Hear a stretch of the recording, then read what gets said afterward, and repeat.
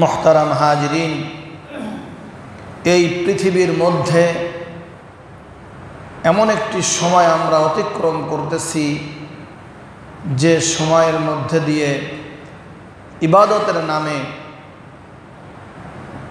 সৎ কাজের নামে, নেকের কাজের নামে অনেক কুসংস্কার, অনেক শিরিকি, অনেক বেদাতি আমাদের মধ্যে চলতেছে। ঠিক কিনা বলেন?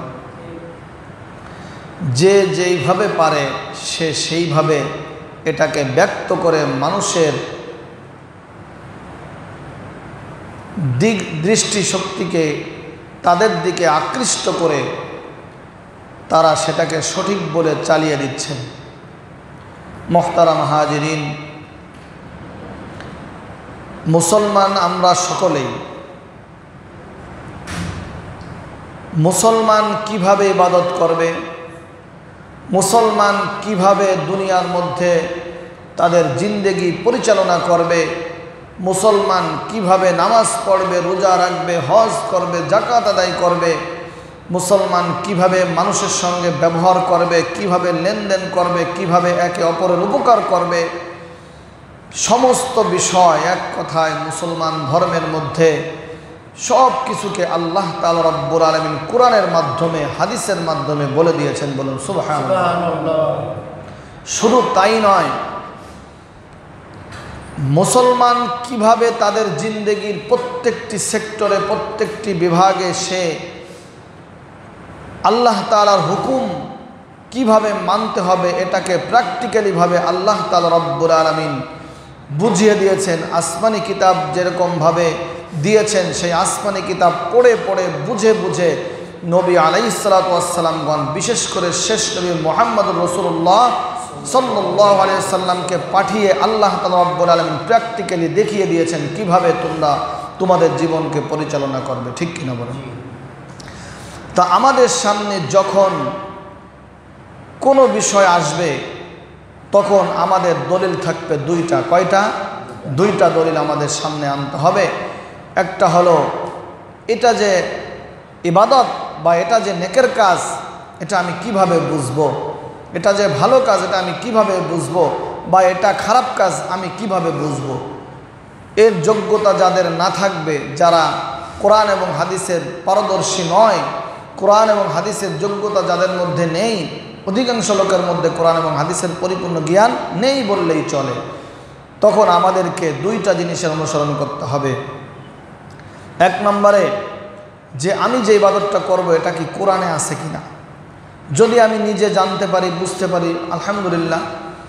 কোরআন যদি আমি না বুঝি তাহলে হক্কানি আলেম ওলামার কাছে যাই যে ভাই এই আমলটা কি সঠিক আছে কিনা, কোরআনে আছে কিনা। কোরআনে যদি খুঁজে না পাই তাহলে দেখতে হবে হাদিস রসুলের সুন্নাহর মধ্যে আছে কিনা। এই দুইটাকে সামনে রেখে আমাদের প্রত্যেকটি ইবাদত, প্রত্যেকটি কাজ করতে হবে। ঠিক কিনা বলেন?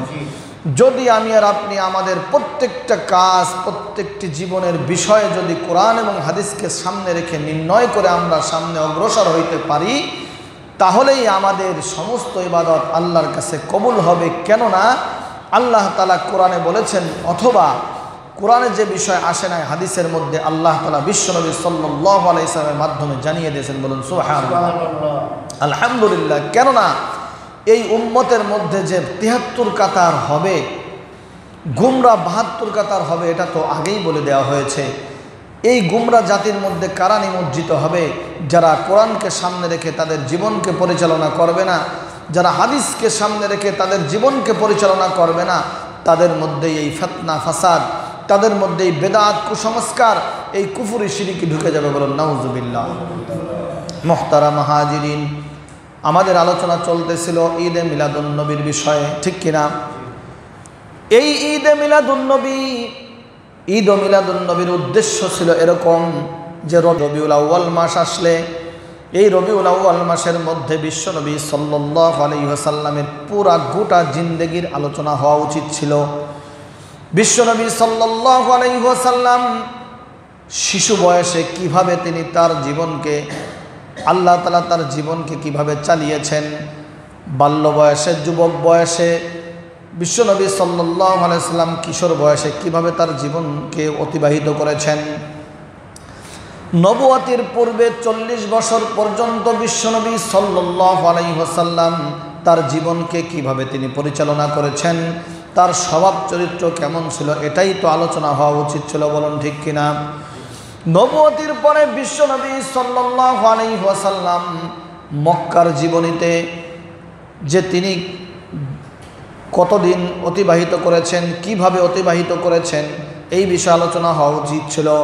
বিশ্বনবী সাল্লাল্লাহু আলাইহি ওয়াসাল্লাম মদিনার জিন্দেগিতে কিভাবে তিনি জীবনকে পরিচালনা করেছেন, কিভাবে তিনি ধর্মের ব্যাপারে কাজ করেছেন, বিশ্বনবী সাল্লাল্লাহু আলাইহি ওয়াসাল্লামের আদর্শ কেমন ছিল, এই বিষয়ে আলোচনা হওয়া উচিত ছিল।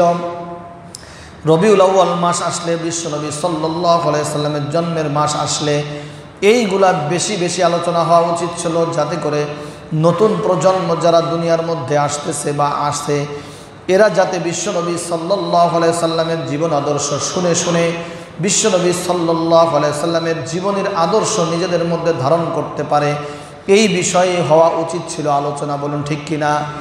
বেশি বেশি বিশ্বনবী সাল্লাল্লাহু আলাইহি ওয়াসাল্লামের জীবন চরিত্র, বিশ্বনবী সাল্লাল্লাহু আলাইহি ওয়াসাল্লামের আদর্শ বেশি বেশি আলোচনা হওয়া উচিত ছিল, এই কারণে যে যাতে সমাজের প্রত্যেকটি মুসলিম নাগরিকের সন্তানেরা, বিশেষ করে এই ছাড়াও যারা যে ধর্মের লোক আছে না কেন, সবাই বিশ্বনবী সাল্লাল্লাহু আলাইহি ওয়াসাল্লামের জীবন আদর্শ বিষয় শুনে শুনে যাতে নিজেদের মধ্যে সেই আদর্শ স্থাপন করতে পারে, এটাই তো হওয়া উচিত ছিল। কিন্তু অত্যন্ত দুঃখের বিষয় যে বিশ্বনবী সাল্লাল্লাহু আলাইহি ওয়াসাল্লামের এই জীবন আদর্শ আলোচনা বাদ দিয়ে এক শ্রেণীর মুসলমান ভাইয়েরা তারা 12ই রবিউল আউয়াল মাস, রবিউল আউয়ালের 12 তারিখ আসলেই তারা বিভিন্ন শোডাউন, বিভিন্ন খিচুড়ি, বিভিন্ন জিলাপি, বিভিন্ন বিরিয়ানি তারা খেয়ে মাথার মধ্যে পতাকা বাঁধে তারা শোডাউন করতেছে। আমরা দেখেছি গতকাল বিভিন্ন রাস্তা দিয়ে, এই 12ই রবিউল আউয়ালে দেখেছি রাস্তার মধ্যে জ্যাম লাগাই দিয়েছে, তারা রাসূল সাল্লাল্লাহু আলাইহি ওয়াসাল্লামের জন্মদিন পালন করতেছে, বলেন নাউজুবিল্লাহ। আমি আগের জুমায় বলেছি আমাদের আদর্শ কারা, এই পৃথিবীর মধ্যে সবচেয়ে বড় আদর্শবান ছিলেন কে? বিশ্বনবী সাল্লাল্লাহু আলাইহি ওয়াসাল্লাম। তার আদর্শ আমাদেরকে ধারণ করতে হবে। এরপরে রাসূল সাল্লাল্লাহু আলাইহি ওয়াসাল্লামের সাহাবা আজমাইনগণের আদর্শ আমাদের জন্য জরুরি, তাদের আদর্শ অনুসরণ করা। রাসূল সাল্লাল্লাহু আলাইহি ওয়াসাল্লাম যেই কাজ করেন নাই, সাহাবা আজমাইনগণ যেই কাজ করেন নাই, কোরআনের তার কোনো দলিল নাই, হাদিসের মধ্যে তার কোনো দলিল নাই, অথচ এক শ্রেণীর লোকেরা তারা বিশ্বনবী সাল্লাল্লাহু আলাইহি ওয়াসাল্লামের জন্মদিনের নামে তারা বিভিন্ন কুসংস্কার আর বেদাতি কাজ করে যাচ্ছে, বলুন নাউজুবিল্লাহ। এই সমস্ত কাজ করে ধর্মপ্রাণ মুসলমানদেরকে ঈমান আকীদা নষ্টের দিকে নিয়ে যাচ্ছে। কি